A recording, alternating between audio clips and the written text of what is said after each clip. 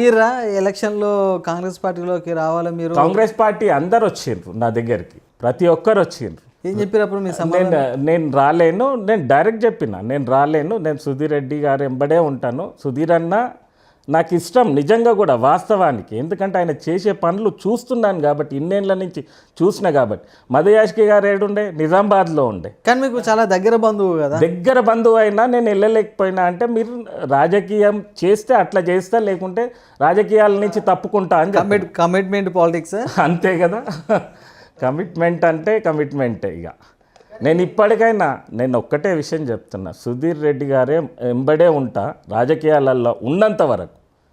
రాజకీయాల నుంచి తప్పుకున్నప్పుడే నేను మీ పూర్తి రాజకీయ ప్రయాణం సుధీర్ రెడ్డి గారు. సుధీర్ రెడ్డి గారే ఇప్పుడు కాదు, ఇంకా 10 ఏళ్ళు అయినాక వచ్చినా అడిగినా మీకు అదే చెప్తా.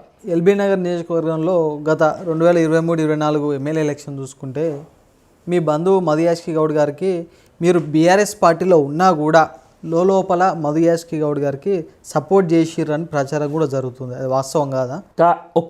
ఒక్కరిని అనిపియండి, నేను రాజకీయాల నుంచి తప్పుకుంటా అంటే నేనేమంటున్నా, సుధీర్ అన్ననే కాదు, ఎల్బీ నగర్లో ఉన్న అన్ని డివిజన్ల ప్రెసిడెంట్లు కానీ ఎక్స్ కార్పొరేటర్లు కానీ ఒక్కరితో అనిపియంటే నేను రాజీనామా చేస్తాను. ఈ హైతనగర్లో ఉన్న మీ చెన్నగౌని కుటుంబం ఓట్లు కావచ్చు, గౌడ సామాజిక వర్గ ఓట్లు కావచ్చు, అవన్నీ లోపల మధుయాష్ గౌడ్ గారికి వేయాలని మీరు చెప్పలేదు? లేదు నేను వేయించింది సుధీర్ రెడ్డి గారికి. సుధీర్ రెడ్డి గారికి హైతనగర్లో లీడ్ వచ్చింది, మీరు అదొక్కసారి చూడండి.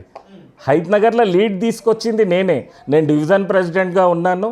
నా వెంబడి బీఆర్ఎస్ కార్యకర్తలే అనుకోండి, బీఆర్ఎస్ తమ్ముళ్ళు నా వెంబడి ఉండి అందరం కలిసి కష్టపడి సుధీర్ రెడ్డి గారికి హైతనగర్లో లీడ్ తెచ్చాం. మళ్ళీ సామరంగారెడ్డి గారు, మధుయాష్కి గారు ఇద్దరు హైతనగర్ వాస్తవ్యులే అయినా కానీ నేను ఇక్కడ సుధీర్ రెడ్డి గారికి లీడ్ తెచ్చాను కదా. సుధీర్ రెడ్డి గారి గెలుపుకు మీరు ఏ విధంగా కృషి చేశారంటే ఏం చెప్తారు? నేను ప్రతి ఇంటికి డోర్ టు డోర్ నేను వెళ్ళానండి. డోర్ టు డోర్ వెళ్ళి 1 టైం కాదు 3 టైమ్స్ వెళ్ళాను. ఒకసారి సుధీర్ అన్నని అడిగినా చెప్తారు, మీకు ఇంకా మిగతా వాళ్ళని అడిగినా చెప్తారు, మా కార్యకర్తలను ఎవరిని అడిగినా చెప్తారు.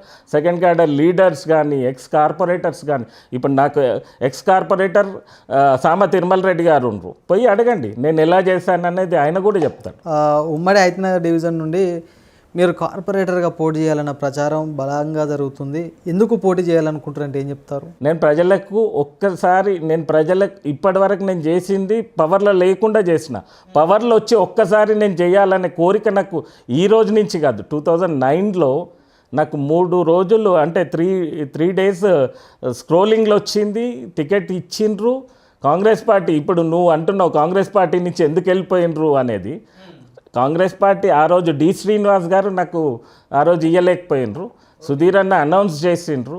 ఎందుకు శ్రీధర్ గౌడ్ గారికి కార్పొరేటర్ టికెట్ ఇవ్వాలి? ఇప్పుడు సుధీర్ రెడ్డి గారు ఉన్నారు పైన, ఎమ్మెల్యే గారు ఆదేశాలతోటి నేను అభివృద్ధి చేస్తాను కదా. ఇక్కడ అభివృద్ధి చేయడానికి